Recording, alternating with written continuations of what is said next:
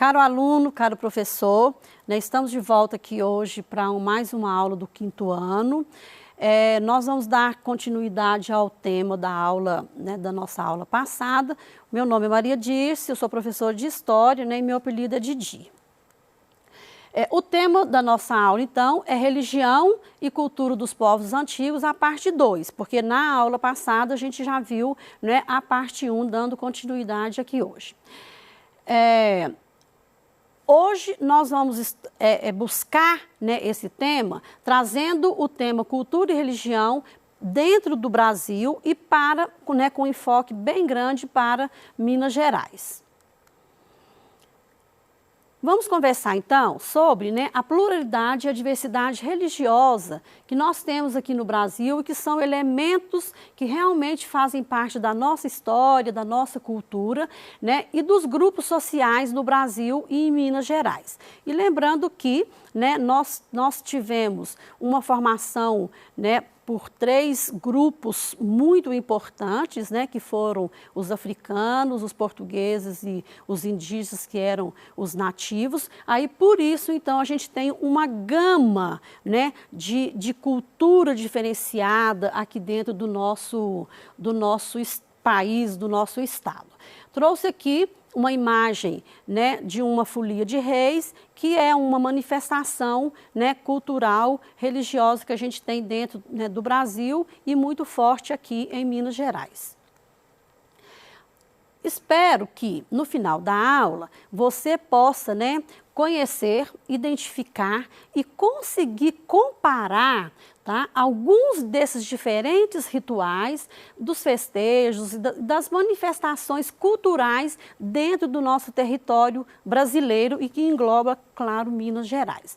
Aqui é uma imagem, né, uma imagem bastante bacana, né, de um candomblé, que ela está disponível, que vocês podem depois estar, né, analisando com mais clareza.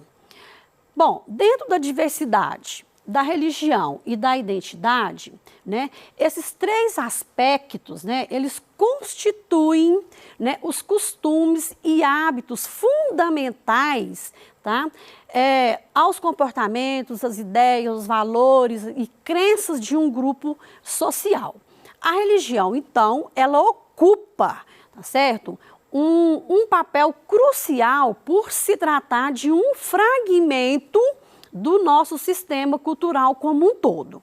E lembrando que esse sistema cultural, né, ele está sempre em mudança, porque as pessoas mudam, as gerações mudam, e aí a gente precisa de estar muito atento, né, para a gente evitar a questão de preconceitos, a questão, né, de você estar avaliando uma coisa erroneamente fora da cultura ou desse sistema cultural, né, que está arraigado na nossa sociedade. Expressões e ritos culturais no Brasil, tá? Nessa aula, como é uma aula rápida, eu fiz opção de estar trazendo 3 ritos aqui, tá, cultural do Brasil, né, de um afro, um indígena e um europeu, que no caso seria parte mais do catolicismo, tá? Mas tem inúmeros que depois vocês vão pesquisar com os professores de vocês, né, para ampliar o conhecimento sobre essa questão desses ritos e expressões culturais que a gente tem dentro do Brasil. Em diferentes lugares, então, há inúmeros festejos, comemorações e manifestações culturais. Esses momentos coletivos, eles explicam, então, a nossa rica e vasta, né, variedade cultural que nós temos aqui dentro do Brasil. Trouxe aqui uma cavalhada, uma imagem de uma cavalhada, né, lá de Pirenópolis, que é em Goiás, e aqui eles têm uma origem portuguesa, tá? Eles se vestem, né, totalmente diferente, usam máscaras durante a execução do hino do divino. Aí eu faço a pergunta, né, o que é então que significa sincretismo, né, cultural e religioso? Quando eu ajunto as duas coisas, o que isso significa para nós?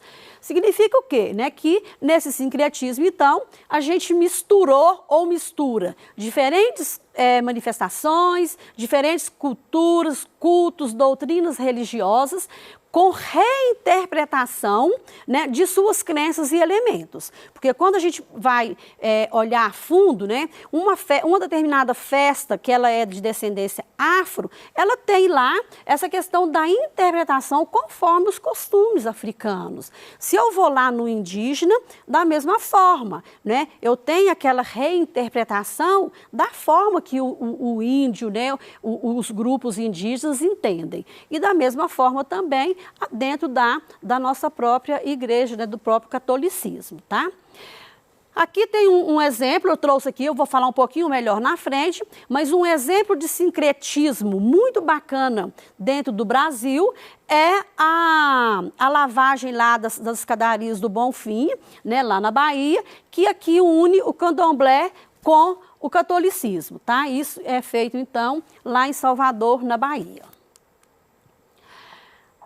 As diferentes manifestações culturais e religiosas do Brasil, continuando, eu trouxe aqui uma, né, que é muito forte, né, que é a Páscoa, ou seja, o domingo da ressurreição, tá? A gente viveu isso, né, há poucos dias atrás.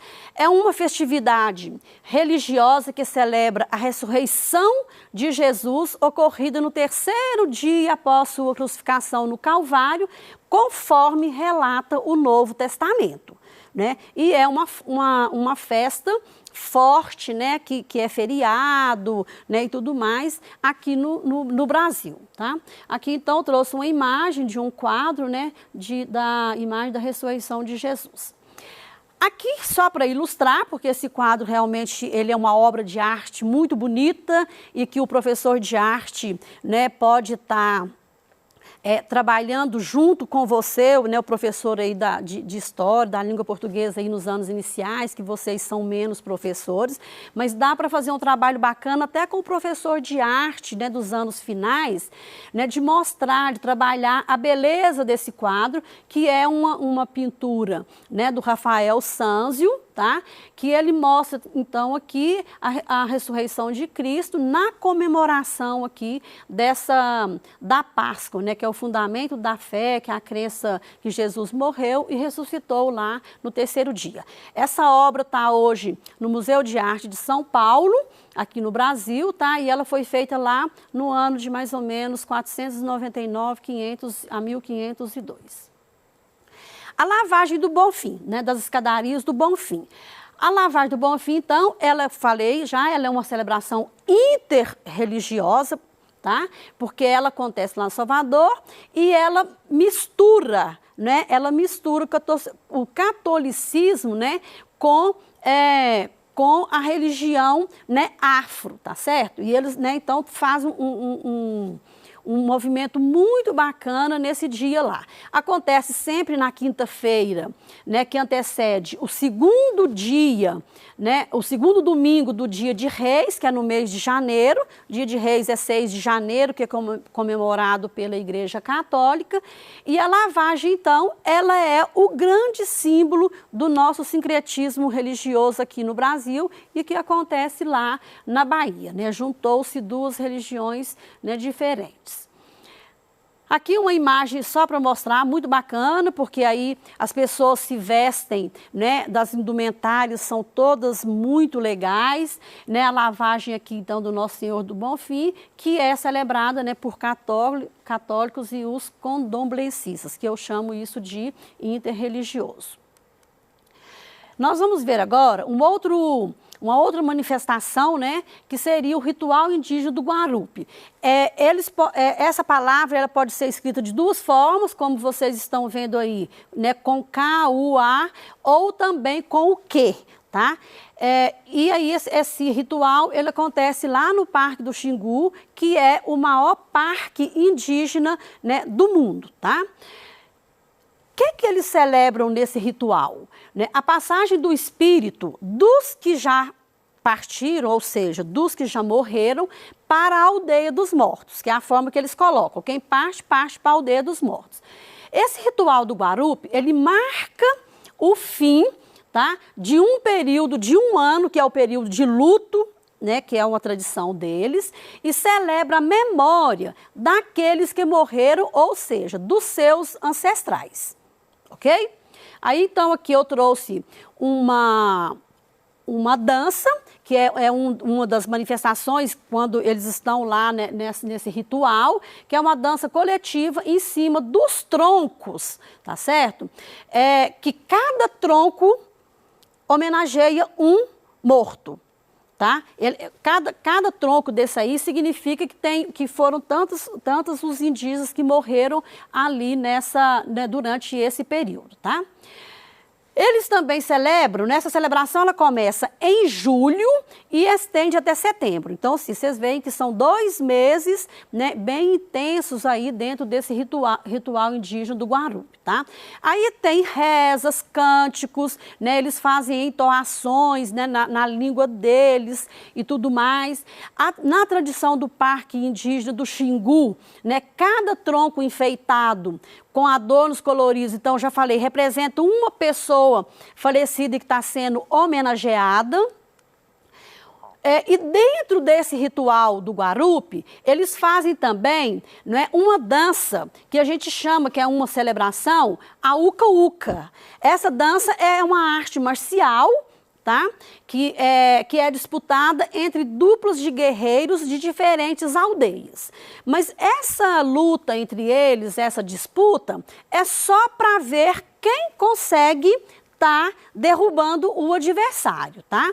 E aí, então, eles pintam cores diferenciadas, né? Um pinta de urucum com a cor vermelha e o outro pinta com as cores pretas, que é do jenipapo. Aí, o objetivo, então, seria derrubar o seu oponente segurando-o pela perna, tá? Mas é uma coisa bem tranquila para ninguém estar se machucando. Aí nós vamos, então, para os rituais em Minas Gerais, tá, gente? Eu dei 3 exemplos de rituais no Brasil e cada um dentro de uma esfera. O congado, ele é um ritmo de identidade, de força e de fé. Vocês vão estar entendendo o porquê disso. Ele é uma manifestação, né, cultural e religiosa afro-brasileira que está presente em vários municípios mineiros. Pelo menos, eu tenho, né? Eu sou do interior, né, cidade muito pequenininha, né? Lá na Lagoa Formosa, lá tem congado, Araxá tem competição de congado, aqui em Belo Horizonte tem. Então, é uma festa, né, uma manifestação extremamente bacana, que eles enfeitam muito. E aqui eu trouxe uma festa lá na Lapinha de Lagoa Santa, tá? Uma imagem para estar ilustrando.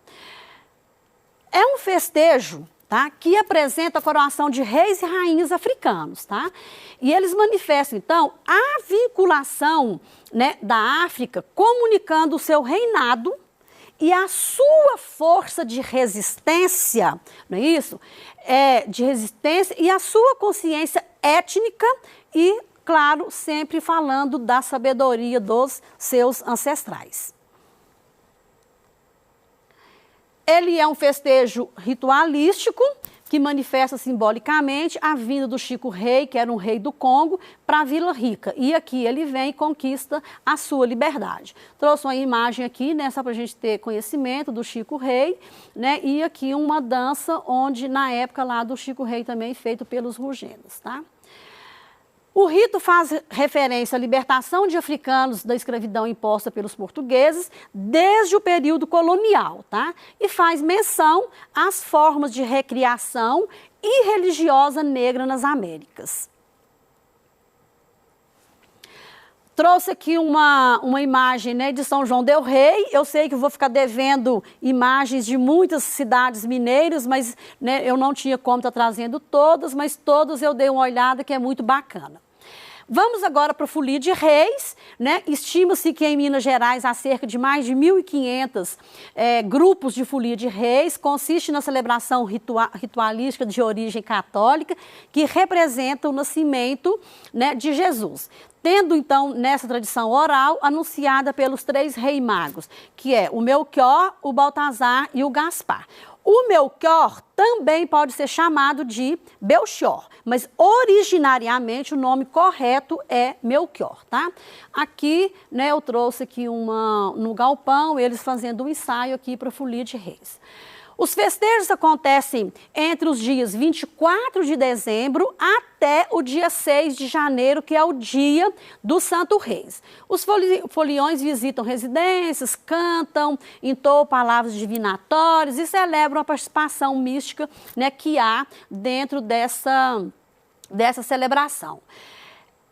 Eles usam muitos instrumentos musicais, né, como sanfona, viola, tambor, xique-xique, triângulos, matracas, violões e outros instrumentos. E os instrumentos musicais, eles são muito bonitos, porque eles enfeitam eles com muitas fitas coloridas, tá? Dentro aqui também, então, integra o aprendizado de ritos e tradições orais aqui de Minas Gerais, né, com relação à fé. As vestimentas também dos foliões são muito coloridas e muito bacanas. Normalmente eles usam lenço no pescoço para estar enfeitando, né, e simbolizando a Sagrada Família. É uma festa de tradição portuguesa que ocorre normalmente no mês de junho em Minas Gerais. São comemorados no Brasil desde o século XVII. E falando que, com a questão do isolamento, né, gente, esse ano a gente não, infelizmente, a gente não comemorou as festas, né, juninas, como é comemorado. Tem influência no catolicismo, sempre lembrando dos santos, Santo Antônio, São João e São Pedro, tá? E aí, com isso, né, há um ritual de danças e as danças de quadrilha, encenações e fogueiras, e há também muita soltura de balões dentro, né, dessas festas. O cenário é repleto, então, de bandeirolas, muita comida gostosa, baseada muito no milho, tá? E inclui muitas brincadeiras como o pau de sebo, lavagem dos santos e correia elegante. As festas indígenas tradicionais, existem várias em Minas Gerais, tá? Mas eles comemoram muito essas festas, gente, dentro do mês de abril, nas comemorações do Dia do Índio, que é dia 19, tá? Aí temos as festas das águas, os jogos indígenas, que é associado ao calendário nacional. Nos festejos indígenas expressam suas narrativas e visões acerca da origem da vida do universo, que a gente dá o nome de cosmogonia. Também aqui nessas festas indígenas é muito presente a pintura corporal e o uso, né, de instrumentos musicais também, tá? Aí tem uma atividade aqui, né, que eu vou estar deixando para vocês, né, fazerem e depois levarem para a escola e comentar com os professores. Façam entrevista com os pais de vocês ou os responsáveis, né, quem estão aí no momento de isolamento com vocês, fazendo essas perguntas aqui das manifestações que tem na comunidade de vocês e a importância delas, quais datas acontecem. Registre tudo isso no caderno e leve para o seu professor no retorno às aulas para vocês conversarem um pouco mais sobre isso. Recapitulando, eu trouxe aqui, ó, tem palavras aqui que eu não coloquei, né, que eu não citei aqui hoje, que vocês podem estar aprofundando. Mas a maioria está aqui: Páscoa, Folia de Reis, rituais indígenas, festa do Guarupo, Candomblé, Xangô, etc. Em Minas Gerais, tá, a gente tem várias situações aqui: Folia de Reis, indígenas, festa do Divino, Congado, a Vesperata de Diamantina também, que é uma que no Natal ela entra muito a questão da simbologia religiosa nisso daqui. Trouxe aqui as referências bibliográficas. Tem um livro que você tem na escola, professor, né, que foi para vocês no ano passado, retrasado, né, de cultura mineira, que é muito interessante para vocês trabalharem com seus alunos. E aqui, então, a nossa aula chegou ao fim, né? Espero que em breve a gente volte e muito obrigada.